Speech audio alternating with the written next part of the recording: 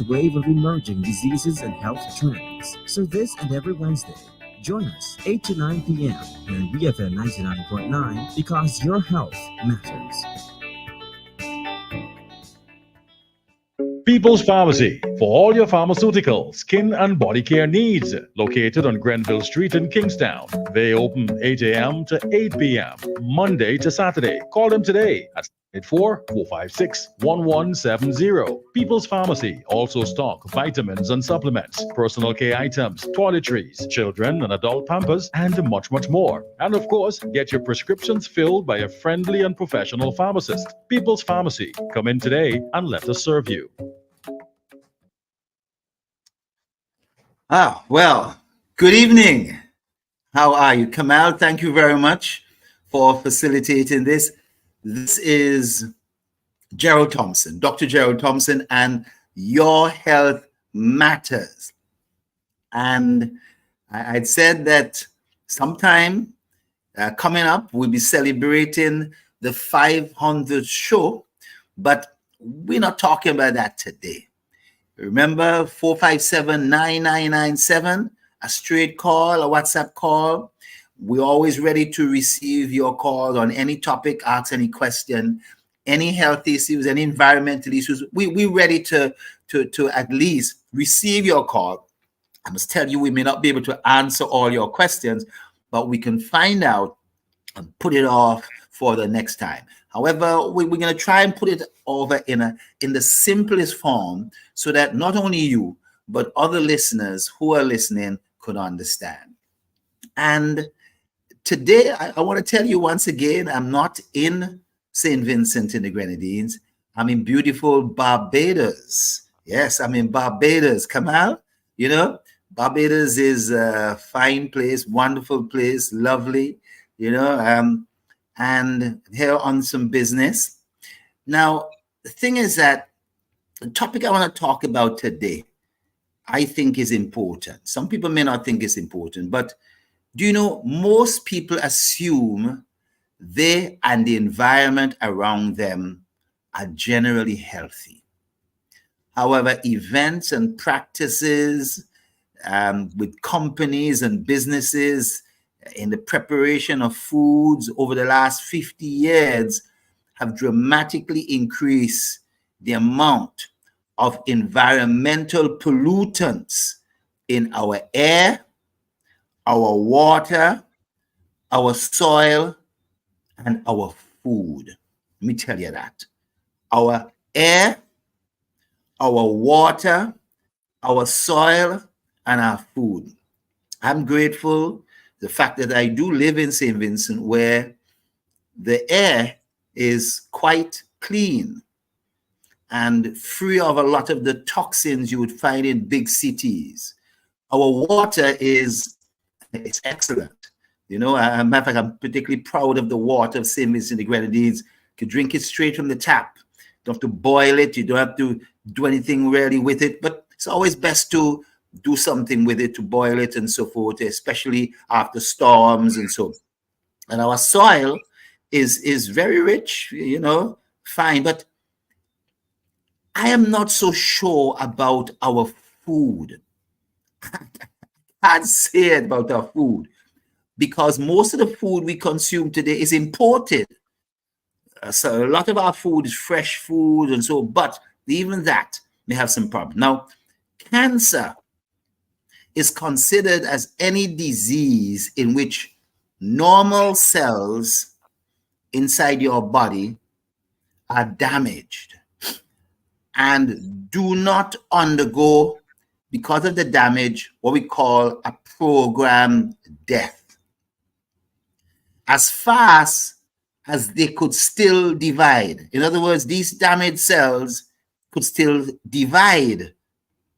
Now, carcinogens are one factor, one type of substances which may increase the risk of cancer by altering the way the cells metabolize or damaging the DNA inside the cell directly.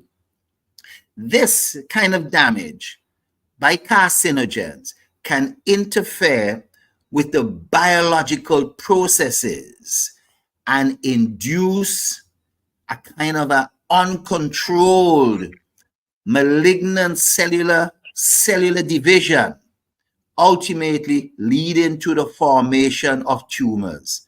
The cells begin to divide so fast before these cells die.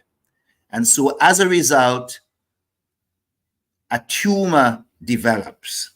And some of these tumors are bad tumors. They're cancers, malignant cancers, and you don't want to have those things. Now, additionally, there's a pandemic, as we know it, of non-communicable diseases, such as heart disease, hypertension, diabetes, obesity, kidney disease, arthritis. These non-communicable diseases have just risen over the last 50 years. Don't know where they came from, but they just rose.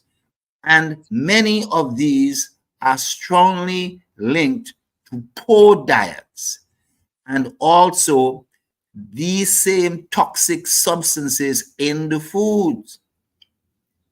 Now, the incidence of diabetes and Alzheimer's has just risen dramatically globally, and more so in the Caribbean. Now, let me just go through this. The prevalence, that is the amount of diabetes we used to see in 1960. 1960, I'm talking about 60 years ago, 60 plus years ago, was just 2% of global diseases. 2% of global diseases, and not in the top 20 of diseases. Now, in 1990, 30 years later, diabetes had risen to 5% of global disease and was number 15 on the global disease list. And I was within the top 20 now.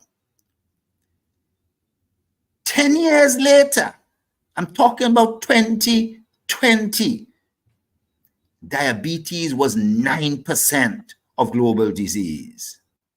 And now, number 8 on the global disease list. In other words, now within the top 10. Why is this so? Why was this so? These are significant increases and likely due to multi-factors in our environment and our behavior. Let me go back. In terms of cancer, you've heard me say this before. Do you know the amount of cancer deaths we had in 2010 was 122. But in 2020, 10 years later, the amount of cancer deaths had risen to 220 something. In other words, almost an 80% increase in the amount of cancer deaths in St. Vincent and the Grenadines I'm talking about. That's serious. That's serious stuff. Now, the most common types of cancer in the world, let me tell you, it's been lung cancer. Lung cancer or pulmonary cancer is the most common cancer in the world. Let me repeat. Both in terms of cases, there was 1.6 million cases a year. People die. 1.6 million. 1.6 million. The population of, say, this is 506,000. 1.6 million cases of lung cancer. That is 12.7%, over 10% of the total cancer cases and deaths. You know, there's usually 1.4 million deaths.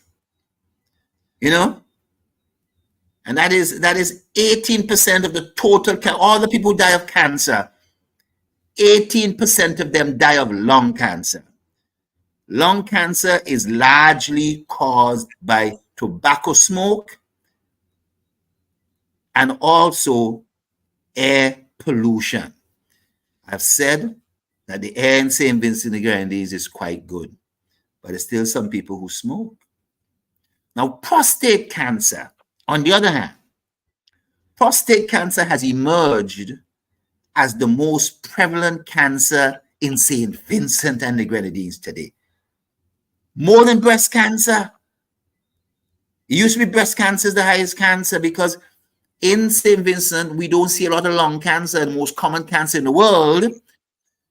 We don't see a lot of lung cancer. We do see it, we don't see a lot of it.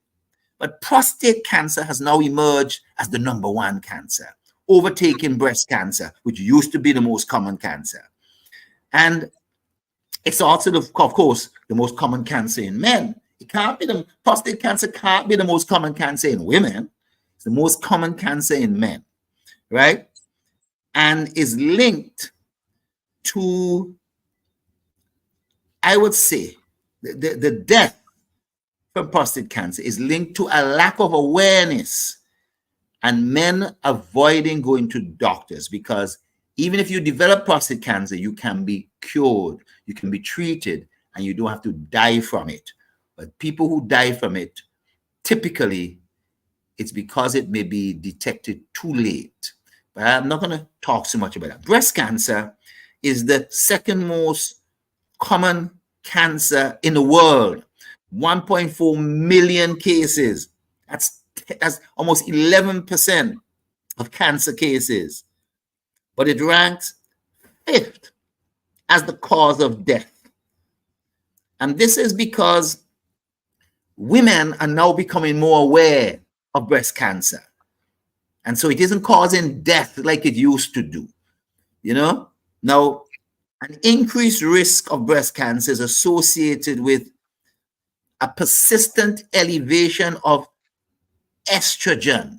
That is one of the hormones, one of the reproductive hormones called estrogen. And the elevation in the blood levels, right, this cancer has also been linked to a pesticide found in our food called atrazine. Let me repeat it again. Recent studies have found a link to the increase in breast cancer to the presence of a pesticide that is prevalent in the foods in the United States in particular, called atrazine. Now, there's another cancer called colon cancer. And this is the most, I would say this is the third most common cancer on the globe. 1.2 million cases globally. I mean, there's a lot of people.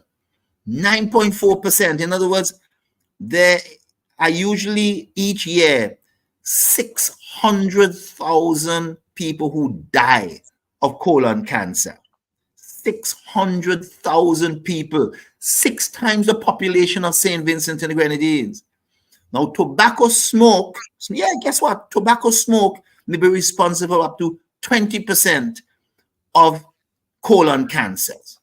Imagine that. You think tobacco smoke is just lung cancer? It may be responsible for 20% of colon cancer. And in addition, there's evidence that bile acids are an important factor for colon cancer. Let me put it that way.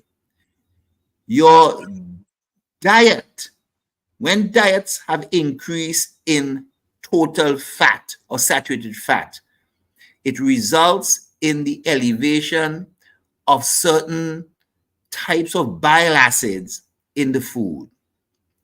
And this is because the bacteria in your gut, which turn normal bile acids into some special type of bile acids, and the fiber in your diet, all these may contribute to the presence of some abnormal bile acids that is linked to colon cancer. Just put it that way. Another cancer, stomach cancer, is the fourth common cause of cancer. Accounts for 7% of the global cancer. Imagine stomach cancer kills 738,000 people annually. And it is linked to a bacteria in your stomach called Helicobacter pylori. We call it HP. Believe that? A germ in your stomach that irritates your stomach and helps to promote the cause of stomach cancer is linked to the high prevalence of stomach cancer. So I've gone through a number of these cancers and so forth. And I want to touch on a pesticide called Touchdown or Roundup. Well, in St. Vincent, we call it Touchdown. And in America, Canada, they call it Roundup. Really, they're two different products made by different companies, but they're having the same ingredients called glyphosate. And this is now strongly linked to a type of blood cancer called non-Hodgkin's lymphoma. A blood cancer. And now banned in many nations. Believe it or not, St. Vincent and the Grenadines in 2016 was the first nation to ban glyphosate and Touchdown, right? And a lot of people were upset about it, but now people are quite understanding that it's helped to protect individuals because you don't want this pesticide in food, you don't want this pesticide in your body, and you don't want the farmers using it with their shirts off, with no mask and all that kind of thing. So the banning of glyphosate is really something that was critical. But increasingly though, more nations are routinely analyzing food.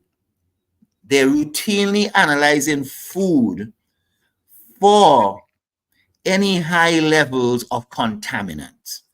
Now, I want you to tell me, should that be done?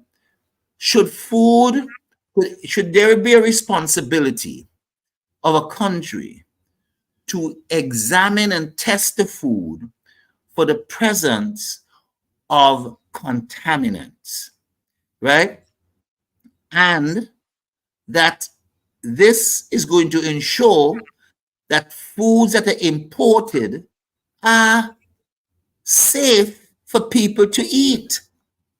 You know, now permitting the importation of foods with high pesticide content and other toxic substances, whether those known to definitely cause cancer or those just suspected of being the cause of cancer or any of the disease. We have to know, I think it's important the consumers know this. And it's important to make sure foods are tested for, one, pesticide which are known to cause disease, cancer, and those sort of things. Pesticide which are suspected to be a high risk, but we don't definitely know that they'll cause cancer.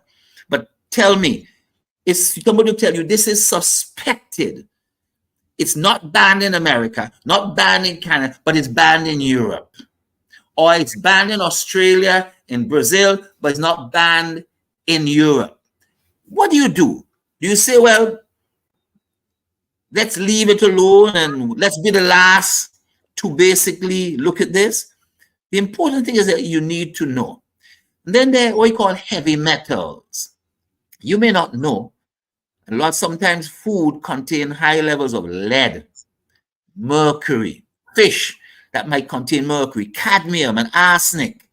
All these type of heavy metals, as we call them, can cause a lot of illnesses. Not necessarily cancer, but it can cause other illnesses.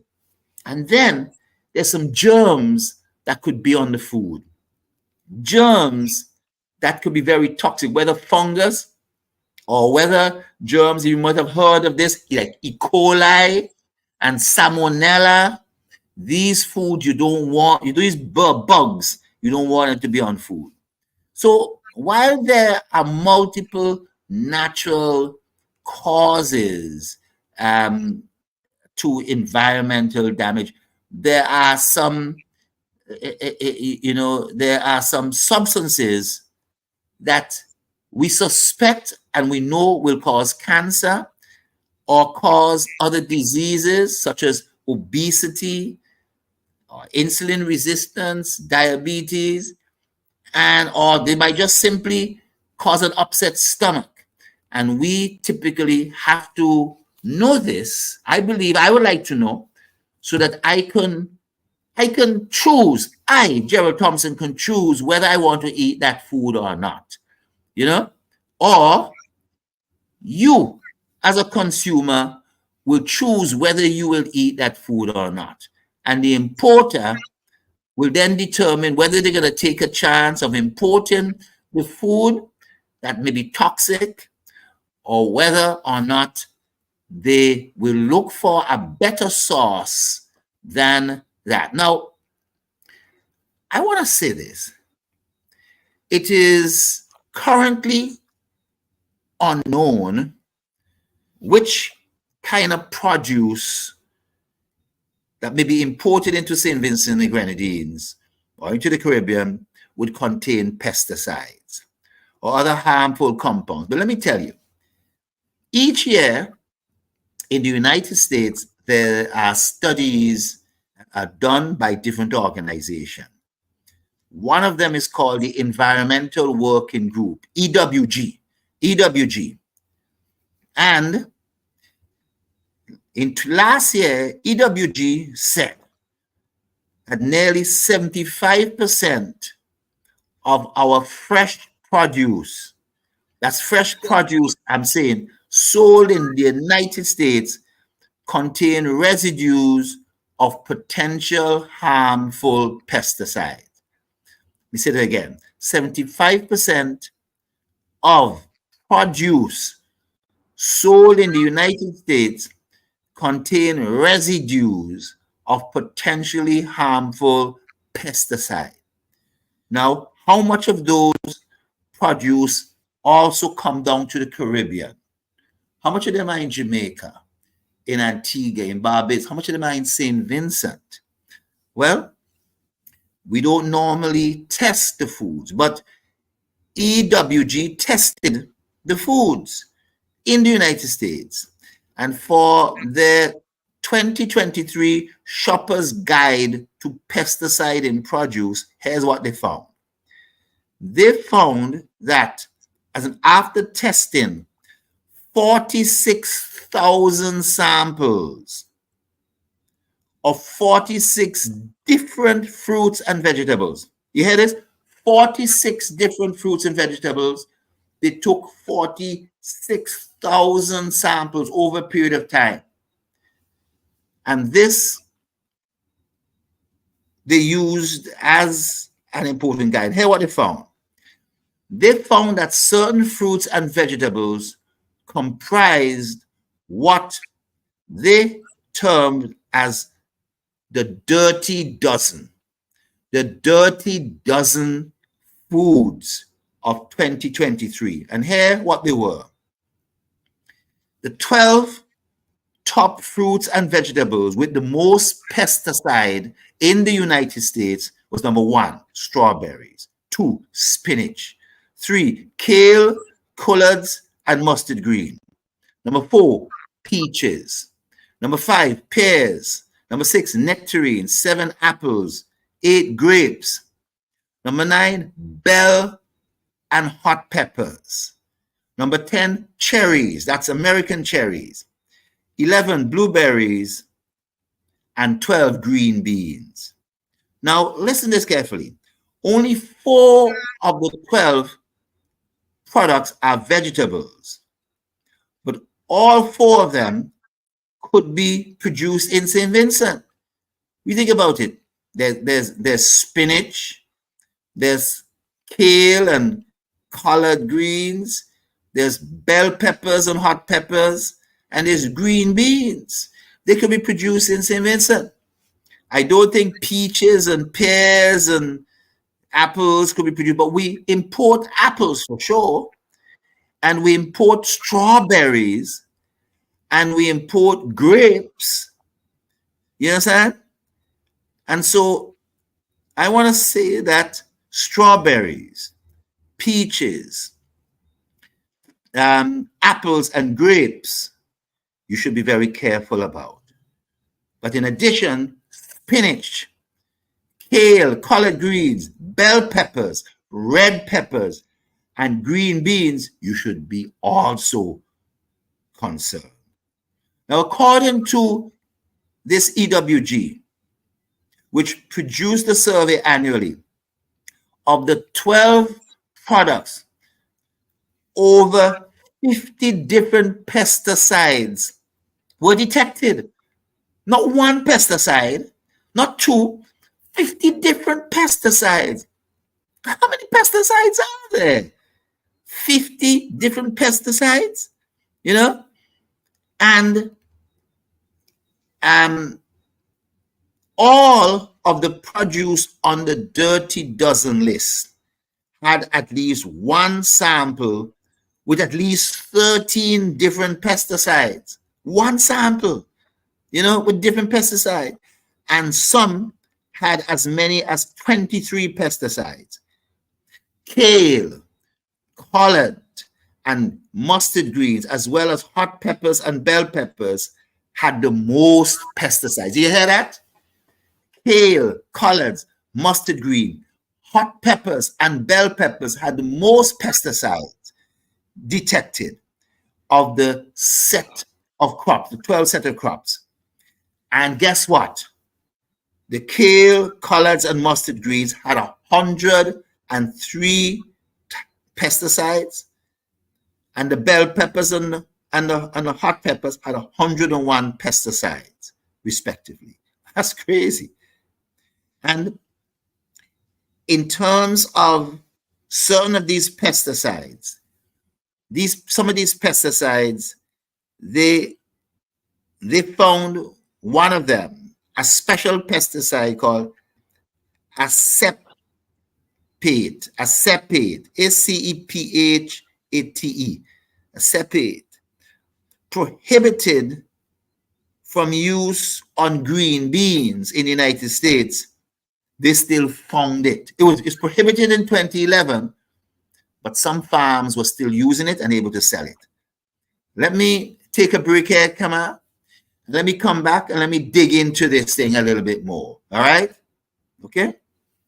People's Pharmacy, for all your pharmaceutical, skin and body care needs. Located on Grenville Street in Kingstown. They open 8 a.m. to 8 p.m. Monday to Saturday. Call them today at 784-456-1170. People's Pharmacy also stock vitamins and supplements, personal care items, toiletries, children and adult pampers, and much, much more. And of course, get your prescriptions filled by a friendly and professional pharmacist. People's Pharmacy. Come in today and let us serve you. You know, this pesticide called acephate is a type of pesticide used to control sucking insects, sucking and biting insects, which would try to eat the plant. And by being on the surface, it would kill those sucking and biting insects. And this chemical, acephate, binds to and inhibits certain enzymes in our nerves in our body when we eat those plants.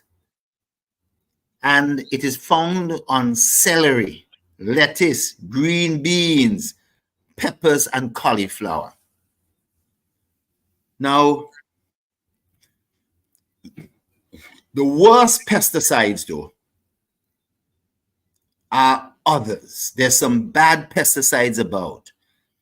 And I want to just really go through some of these really bad pesticides, because maybe it just gonna be a little important for you to know a little more about them before we open up for a discussion. Hello? Yes. And then if Kamal, if we have any interruption, just make me know, okay? I will let you know. Yes. Now, this is what's important. And I'm going to go slowly to try and explain what I am saying, right? There are a lot of these different type of compounds. But let me start off with a pesticide called atrazine. Now, atrazine is one of the most widely used herbicides to kill weeds in Australia and the United States. I must tell you that it has been banned in Europe, but still used in the United States and Australia. We don't get produce from Australia, but we get a lot of produce imported from the United States. Now, it's banned in Europe because it has gotten into the groundwater. It gets into the groundwater and causes contamination, but it is still being used in these other countries. Now, atrazine, I'm gonna use a term, is an endocrine disruptor. Endocrine disruptor. So what it does, several studies have shown that exposure has led to birth defects in humans, and that it is also linked to the prevalence of obesity.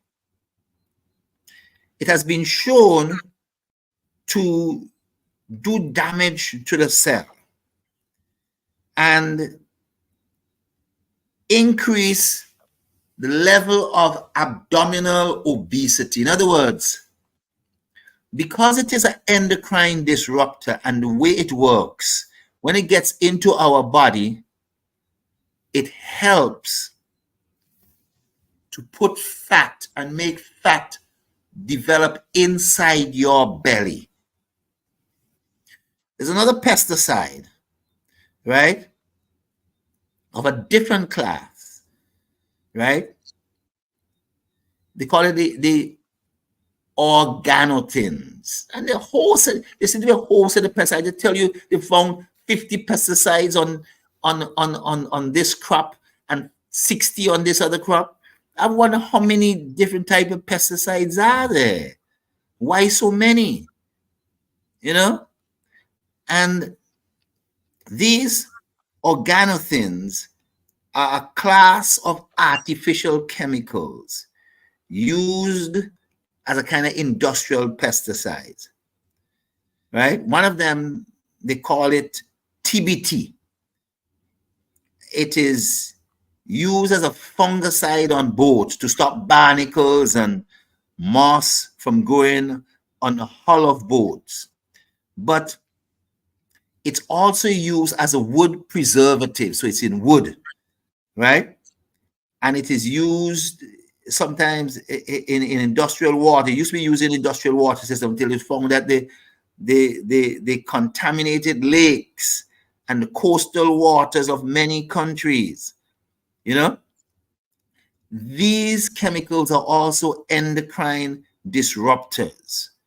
And because they're endocrine disruptors, they contribute to human obesity. They cause fat to be developed in greater amounts inside your belly. In fact, what they do, they increase the number of fat cells, right? And exposure in your body increases the number of fat cells, which promote fat gain, increasing the amount of fat. But, you know, it's not just pesticides that are endocrine disruptors. I want you to know that there is a substance called BPA. It's called bisphenol A, BPA. Now, this is a compound found in many plastic products, including baby bottles, plastic food containers, and beverage containers. BPA helps to keep the plastic hard and stiff. BPA helps to keep plastic hard and stiff. And I'll tell you why I'm saying this in a minute. And it's also used in the inner lining of cans. You know, canned foods, you may think canned foods just a can. Well, in the inner lining of the can, they have a film of plastic made of BPA. Did you know that? Inside the can, there's a film of plastic. The food ain't touching the metal directly. There's a film of BPA plastic inside the can. Recent studies have shown that high levels in your body after eating food, canned foods, and other in lab animals and humans, that because this BPA resembles the female hormone called estrogen, because it resembles the female, it is an endocrine disruptor. It acts as if it's like estrogen in your body. It acts as if you're on a birth control pill, you could say, virtually. You understand? Inside your body. And they found a lot of it in the urine of women, even when they're pregnant. And multiple studies on BPA exposure have shown that it causes weight gain. Remember, I'm talking about it being an endocrine disruptor. All these things that endocrine disruptors are going to help to promote weight gain, obesity. You understand? And in the men, we've been seeing that it is also linked to prostate cancer. And that BPA exposure is also linked to insulin resistance, heart disease, diabetes, cancer, neurological disorders, thyroid problems. Boy, they developed this thing to put on the inner lining of cans as if it was a good thing, to make plastic feel stiff and hard. But inside our bodies, this substance is not doing so nice things to us. Now, number two, there's something called phthalates. Phthalates. The way you spell it is Phthalates. Phthalates. But the way we pronounce it, we say Faylates. Phthalates. Phthalates. Boy, phthalates are chemicals also put into plastic. But guess what? They help to keep the plastic soft and flexible. I just said just now, BPA is put into plastic to make it hard and stiff, whereas phthalates is put into plastic to make it soft and flexible. And they're found in toys, in beauty products, also in food containers, you know, and in your shower curtains got them in, paint has them in, certain fragrances, air fresheners, scented candles, a lot of perfumes have it. You find them all over the place. But these chemicals can easily leak out of the plastic. When we throw away the plastic, these chemicals ain't staying inside the plastic, Kamal. Some of them are leaking out. We call it leaching. But they really, it's another word for saying they leak out of the plastic, you know, and they get into the water system, the underground water, and they also dissolve and get into the air we breathe. And luckily in St. Vincent, we got some clean air, but boy, in some places where you have all kind of toxic air, I'm talking about Los Angeles and New York and China, you know, certain places in big cities in China, you got to worry about that. But a study done in Sweden found that children absorb these phthalates even from the air they breathe, right? You know, and I mean, the way it's absorbed. But like BPA that makes plastic hard, phthalates which make plastic soft are also endocrine disruptors. A lot of these chemicals, whether pesticides or chemicals put into plastic, turn out many of them to be endocrine disruptors inside the human body. They create hormone imbalances. And studies have shown high phthalates levels in the body is associated with what? Obesity, increased waist circumference, type 2 diabetes, insulin resistance, you know? And guess what? Men are more susceptible. Kamal, men are more susceptible to this. And studies have also shown that phthalate exposure in the womb also leads to problems in terms of genital malformations, undescended testes, and low testosterone level.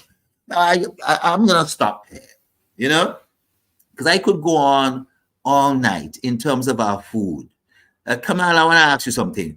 What should we do about this? Do you think we should be testing our food, or you think we should just turn a blind eye and we should leave it just so? I think we should be testing our foods.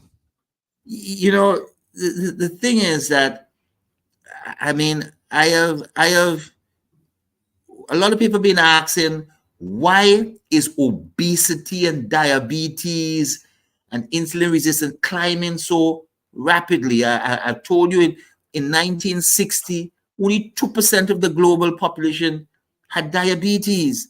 Now we're up to 9%, going on 10%. And that's diabetes alone. I'm not talking about pre-diabetes, where more people have pre-diabetes on top of those who have 9%. Diabetes now in the top 10. But here what? We're exposed to all these chemicals, pesticides, that are not just risk for cancer, but also risk because they're endocrine disruptors. They are risk for obesity, increase the waistline, increase circumference. They put in fat. They're signaling that fat be deposited inside our abdomen to cause abdominal obesity. They're endocrine disruptors leading to diabetes, all these other things. It's serious. I really have to start checking my food. And guess what? You can't pick up the food and know, because the law doesn't say that it must have the labels of how much pesticide is in it. And fresh food, I mean, I was shocked to find out about, I love kale and collards. I love broccoli. I love cauliflower. I love something. And to hear that these are the foods that having a whole set of pesticides. Now, I want to say something very interesting, right? When it comes to the foods with pesticides, there are some other foods that they checked didn't have any pesticides in them. You know, that was unusual. Now, let me just say, there are foods, right, that don't have a lot of pesticides. So at the other end of the scale, I'm going to give avocados, sweet corn, pineapple, frozen peas, papaya, onions, asparagus, kiwi, honeydew melon, cabbage, mushrooms, mangoes, sweet potato, watermelons, and carrots.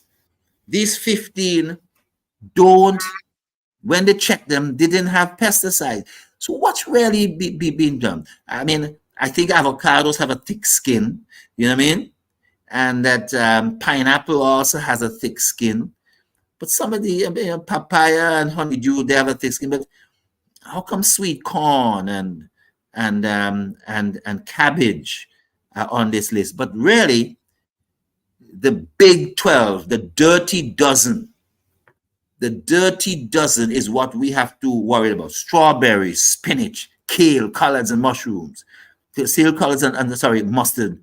Then peaches, pears, nectarines, apples, grapes, bell peppers, cherries, blueberries, and green beans. Now, really, peaches and nectarines and blueberries, we don't see those down here in the Caribbean. But guess what? We do see strawberries, spinach. We see kale, collards. We see apples. We see grapes. We see a ton of apples and a ton of grapes. And I wonder what is the amount of pesticide on top of those apples and those grapes. Bell peppers. Kamal, don't we have a lot of bell peppers and hot peppers being imported? But we could produce those, eh? I'm not sure about the peppers, but I'm more concerned with the apples. I mean, if you take a knife and you scrape the apple, you get this waxy substance that comes off of it. Yes. and yes. And guess what? We have a caller. Okay. So we could go back to that. Caller, you're live. Hello, Mr. Thompson. How are you? Good. You're back from Antigua. You're still in Antigua. Well, guess what? I'm not in Antigua. I'm in Barbados. Somewhere. But I'm coming back to St. Vincent tomorrow. No, but listen, I don't want you to think I'm jet setting or so. I'm on business, on some real business, you know? Yeah, I know you got an island hop when you go through the islands, you know, so sometimes you can get some freight from one Okay. So, I know you made many trips to Antigua. I want to divert you to short trip. Yes. You ever get a chance to go to the Nelson Dockyard? What? The Nelson Dockyard. You ever went to the Nelson Dockyard when you're in Antigua? Oh yes, I went all down there and so forth. I you know, just passed through during the daytime and so. You know, I saw it. Yes. Yeah, I remember being there one time in Nelson Dockyard. I see, you know, but Yes. yachts coming, white guys, Yes. yachts, Yes. bars and the restaurants. I saw these two white guys and a Rastaman passed me and went in the bushes. And when they come back, I smell a strong scent of marijuana. At that time, Antigua didn't decriminalize marijuana yet. Yes. And I know they have a new terminal building, $100 million US terminal building. That, Beautiful terminal building. Yes. A couple years ago. Yeah. So there are a lot of shops, duty free shops and stuff. When I passed Sure. through, they were on building it. Yes. Okay. So you had something. I'm not sure that one in. Huh? Go ahead. No, I was asking if you had a medical question, right? Yeah. Oh yeah, you're talking about this broccoli. I love broccoli. I eat broccoli all the time. You say you have a lot of chemicals in it. Boy, well, I tell you, the what it's showing is that spinach, kale, collards, mustard greens, bell peppers, and green beans are the big culprits as vegetables. But guess what? Broccoli and cauliflower don't seem to be on that list. You understand? So cauliflower seems to be, and broccoli seem to be safe. If you're into that, then that's all right. So I am saying that I'm a bit surprised that certain chemicals, certain crops seem to need a lot of pesticide to be produced, whereas others don't seem to need a lot of pesticides. That's the takeaway, you know. I have heard that whatever the various stuff that you can prepare for food, if you put it in vinegar, put it in water, and put it in vinegar, that will take out some of the. Well, you know what? Yes, you know, doing that may kill the germs and other things on it, and may well take. But and some of these pesticides are on the surface, but some of the pesticides have been taken in through the root, you know, and I'm worried about that. When you're hearing that a particular product had like kale, collard, mustard greens, they had 103 different pesticides on them. That's unbelievable. You know what I'm saying? Yes.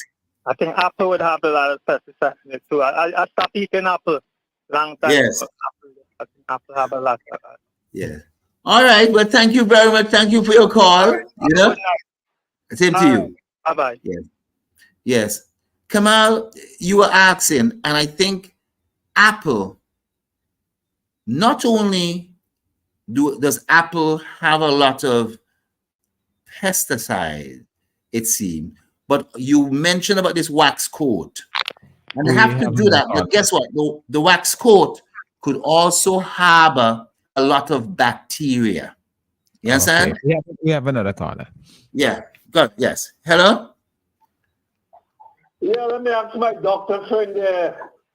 Yes. So we ban all canned foods now that have been available from foreign places. And what would you recommend? What are the best canned foods for us to use?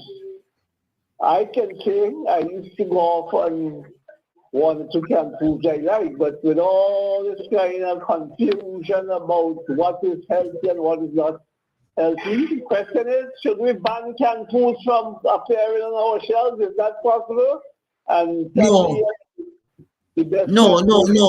not at all. Remember, the canned foods. Yes, okay. Remember, canned foods contain a lot of good things. Matter of fact, there's some good things in canned foods, but the point I am making is that there's nothing that beats fresh produce that is safe and produced in the proper fashion. Let me say that again. So canned foods, there's nothing wrong. But if you're living on canned foods, that's not necessarily a good thing. And having fresh foods, and I was making the point that there are some foods that don't tend to have a lot of pesticides in it. But the question was in relation to canned foods. It's not a matter of banning anything, but I believe that we should do a little bit more testing. And that would give us a profile of what's being imported. It could help these importers who import the foods, the supermarkets and so forth, to look for a better source and get some assurances of what is coming into the country is safe and clean and good for consumers. It's not necessary to ban stuff, but it's necessary to make our general public aware of it by doing these tests and actually making them aware of what the tests are saying. You know? Kamal? Well, the caller said he would listen off air. Yes. Well, you know, Kamal, but I want to get back to what you said in apples. And the apples, anyone. Remember I said we should be worried about pesticides.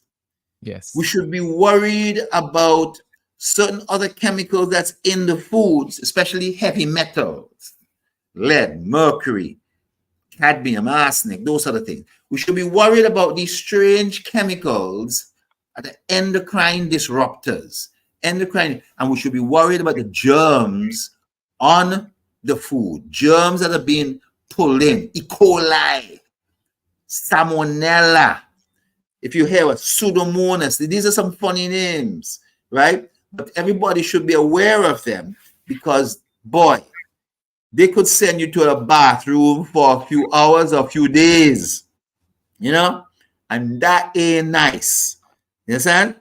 So you want to be able to test the bacteria, you want to test for some of these endocrine disruptors, and you want to test for a good set of pesticides to make sure that you can detect it and protect for the safety of our people. Gerald Thompson, I want to be safe. And I would like to know. I would like to have that information anywhere I go. But it's not going to print it on the can. So I think that we should start trying to get some of this testing done. You know, I think this would be very, very helpful. Okay. Yeah? So Doc, what about sardines? Because I love a sardine. Do you know canned sardines are some of the greatest things out? The sardines also having a high amount of omega-3 fatty acid. And this is why I push back a little bit. Because I mentioned canned foods, I don't want anybody to say, boy, I need to know more canned foods at all, right? But sardines are so nutritious, especially the protein and omega-3. And I can I be honest with you? I picked this up just about a year ago. I'd always been skeptical about canned sardines and so forth. Now, I'm not going to say the same thing about canned Vienna sausages and all those kind of things. Sardines, good, great. Eat them. Love them. But some of the other stuff, processed meat and so, nah, stay away from that stuff, okay? Stay away from that stuff. But let me give sardines a big tick. Let me give sardines a big, big, big tick. All right? Well, I'm happy to hear that. Yes. I love sardines too. You know, if you love them, well, but I love them too. You know? I think we're coming to the end of the program. We have just about 30 seconds to go. Yes. And I want to say that a lot more could be said about this. I could extend the list to a lot of other substances, and I'm going to probably do that in the near future to talk about other substances that we have to be very careful about. But I wanted to bring these highlights. And a lot of the produce coming into grocery stores, supermarkets, and so we should question in some of them because of they're prone to high pesticide levels, whereas others, surprisingly, don't have a lot of pesticides. And then there are other substances, boy, if you're putting on weight, it may be because of not just the amount of food you're eating, but the type of food and contaminants that's in the food. So, ladies and gentlemen, let me say, I'm looking forward to be back in the same visit tomorrow. I want to bid you a very special good evening and good night. People's Pharmacy, for all your pharmaceutical, skin and body care needs. Located on Grenville Street